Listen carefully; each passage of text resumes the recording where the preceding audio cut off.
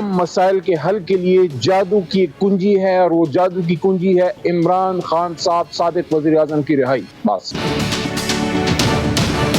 ये जो सारे केसेस खान साहब पे बने हुए हैं या उनके वर्करों पे बने हुए हैं, सियासी लीडरशिप पे बने हुए हैं, ये सारे बोगस केसेस हैं।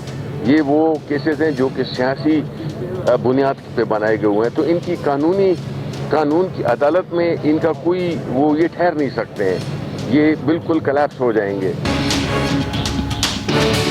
हमारी तरफ से बिल्कुल हक़ाइक़ की बुनियाद से होगा और आईन और कानून और रिवायात के मुताबिक होगा, और हम खुले दिल से इस पर गौर करेंगे। कोई हमने पहले से तय नहीं किया होगा। हुकूमत और पीटीआई के मुज़ाकरात का तीसरा दौर। मुज़ाकराती कमेटियों की बैठक कुछ देर में सजेगी।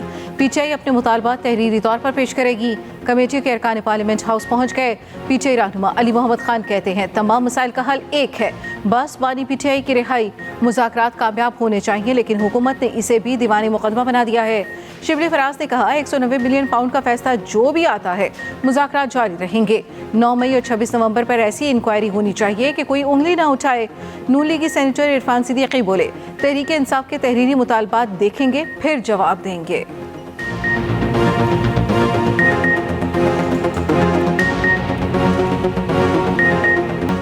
सुप्रीम कोर्ट में फौजी अदालतों के खिलाफ दरख्वास्तों की समाअत। जस्टिस हसन रिजवी ने रिमार्क्स दिए, नेचुरल जस्टिस के तहत किसी को सुने बगैर सजा नहीं हो सकती।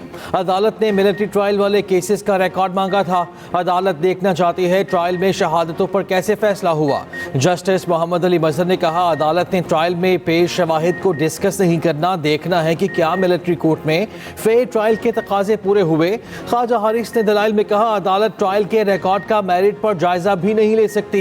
जिंदगी का हक और फेयर ट्रायल शुरू से हैं। जस्टिस मोहम्मद अली मजहर ने कहा फेयर ट्रायल का आर्टिकल 10A ना भी हो तब भी प्रोसीजर तो फॉलो करना होगा। समाअत कल तक मुलतवी।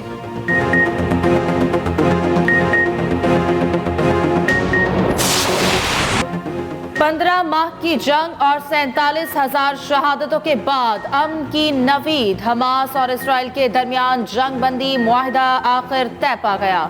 इत्तलाक 19 जनवरी इतवार से होगा। कतरी वज़ीर आज़म ने मुआहिदा तय पाने का ऐलान कर दिया। शेख मोहम्मद बिन अब्दुर्रहमान बिन जासिम अल सानी का कहना था कि कतर, मिस्र और अमेरिका की कोशिशें कामयाब हो गई। उम्मीद है मुआहिदा जंग के इख्तिताम का पेश खैमा साबित होगा। मुआहिदे के तहत गजा जंगबंदी मुआहिदा 3 मराहिल पर मुश्तमिल होगा। जंगबंदी का पहला मरहला 42 दिन होगा। हमास 19 साल से कम उम्र के 33 यरगमालियों को रिहा करेगी। इसराइल हर यरगमाली के बदले 30 और खातून फौजी कैदी के बदले 50 फलस्तीनी छोड़ेगा। इसराइली फौज गजा सरहद के अंदर खुद को 700 मीटर तक महदूद कर लेगी। इसराइल यौमिया 600 इमदादी ट्रकों को गजा पट्टी में दाखिले की इजाजत देगा। दूसरे मरहले में हमास फौजी यरगमालियों को रिहा करेगी। तीसरे मरहले में इसराइली फौज गजा से मुकम्मल इनखला करेगी। गजा की तामीर नौ पर काम किया जाएगा। इसराइली काबीना मुआहदे की मंजूरी आज देगी। उधर जंगबंदी के ऐलान पर गजा और इसराइल में जश्न। अमेरिका की बेहतरीन सिफारतकारी रंग लाई। इसराइल हमास जंगबंदी मुआहिदा हो गया। अमरीकी सदर जो बाइडन ने भी मुआहिदे की तस्दीक कर दी। कहा जल्द ही यरगमाली अपने घरों में खानदान वालों के साथ होंगे। बदलती सूरत हाल के पेश नज़र हमास को जंगबंदी के लिए मजबूर किया। नवमुंतखब अमरीकी सदर डोनाल्ड ट्रंप का भी मुआहिदे का खैर मकदम। कहा इंतखाब में तारीखी कामयाबी के बगैर ये जंगबंदी मुआहिदा नहीं हो सकता था। व्हाइट हाउस में वापसी से कबल ही बहुत कुछ हासिल कर लिया। हमास ने कहा मुआहिदा गजा में 15 माह से जारी दलेराना मज़ाहमत का नतीजा है, जिनकी आंखों से आंसू बहे। हम न भूलेंगे न माफ करेंगे। इस्राएली वज़ीर आज़म का मुआहिदे पर तबसरे से गुरेज। नेतन्याहू के तर्जुमान ने कहा अभी मुआहिदे के नुकात पर काम जारी है, फिलहाल कोई बयान जारी नहीं करेंगे। UN secretary general Antonio Guterres का भी जंगबंदी मुआहिदे का खैर मकदम। यमन के हौसियों का भी इसराइल के खिलाफ हमले रोकने का ऐलान। पाकिस्तान का गजा में जंगबंदी मुआहिदे का खैर मकदम। तर्जुमान दफ्तर खारजा का कहना है उम्मीद है जंगबंदी से इंसानी इमदाद बढ़ाने में मदद मिलेगी। सुप्रीम कोर्ट में आर्टिकल 191A के इख्तियार समाअत के केस की कार्रवाई पीर तक मुलतवी। जस्टिस मंसूर अली शाह की सरबराही में 3 रुकनी बेंच ने समाअत की। जस्टिस मंसूर अली शाह ने रिमार्क्स दिए केस में ये सवाल है कि क्या आर्टिकल 191A के तहत रेगुलर बेंच इख्तियार समाअत तय कर सकता है या नहीं। सुप्रीम कोर्ट दफ्तर से गलती हो गई है। इससे 3 रुकनी बेंच के सामने केस फिक्स नहीं हुआ, जिसने 16 जनवरी को केस सुना था। हुक्मनामे में कहा गया 16 जनवरी की समाअत में जस्टिस इरफान सादत बेंच का हिस्सा थे। केस दोबारा फिक्स हुआ तो जस्टिस इरफान खान सादत खान के बजाय जस्टिस अकील अब्बासी बेंच का हिस्सा हैं। इसी बेंच के सामने केस लगाया जाए, जिससे 16 जनवरी को केस सुना।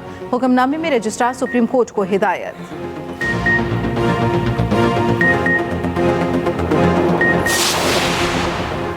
बानी पीटीआई के खिलाफ तोशाखाना 2 केस की आज फिर समाअत होगी। बुशरा बीबी अडयाला जेल अदालत पेश होंगी। बानी पीटीआई को भी कमरा अदालत में पेश किया जाएगा।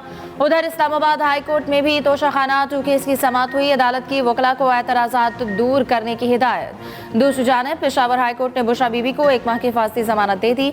अली अमीन गंडापुर की हिफाजती जमानत में 3 हफ्तों की तौसी। वज़ीर आला को गिरफ्तार न करने का हुक्म।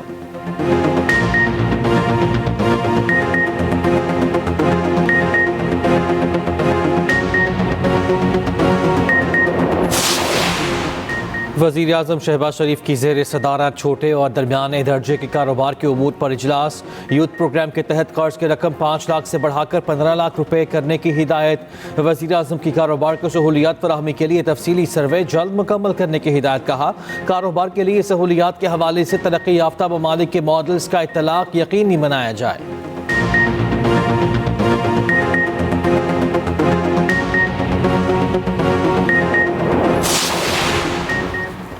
पाक तुर्किया फ्रेंडशिप रेडियो म्यूजियम का क़याम अहमियत का हामिल है। वफाकी वज़ीर इत्तलात अतातारट का तकरीब से खिताब। कहा, पाक तुर्किया फ्रेंडशिप रेडियो म्यूजियम दोनों मुल्कों के अवाम को मज़ीद करीब लाएगा। पाकिस्तान और तुर्की के ताल्लुकात दहाइयों पर मुहित हैं।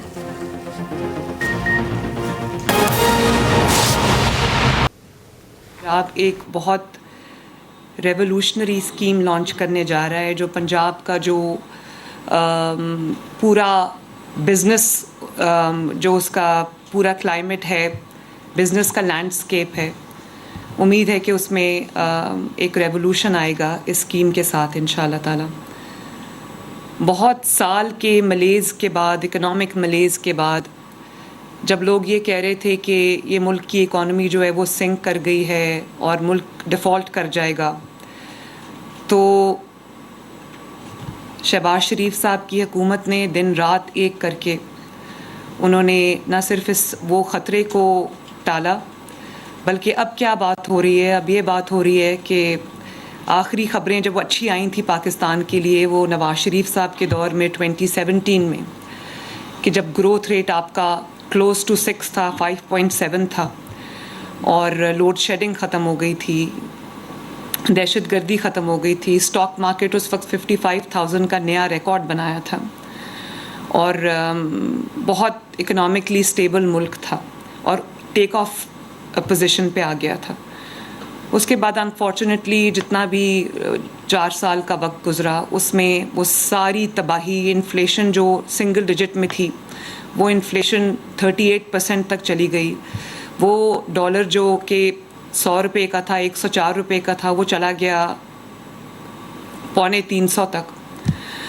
तो अल्लाह ताला का ये शुक्र है कि तमाम इकोनॉमिक इंडिकेटर्स अब इम्प्रूव कर रहे हैं, और अब वक्त आ गया है कि उस जो इम्प्रूवमेंट इकॉनमी में आ रही है, स्टॉक मार्केट आपकी 1,18,000 को क्रॉस कर गई है। पाकिस्तान के 76 सालों में आई थिंक ये सबसे बड़ा रिकॉर्ड है जो स्टॉक मार्केट ने तोड़ा है।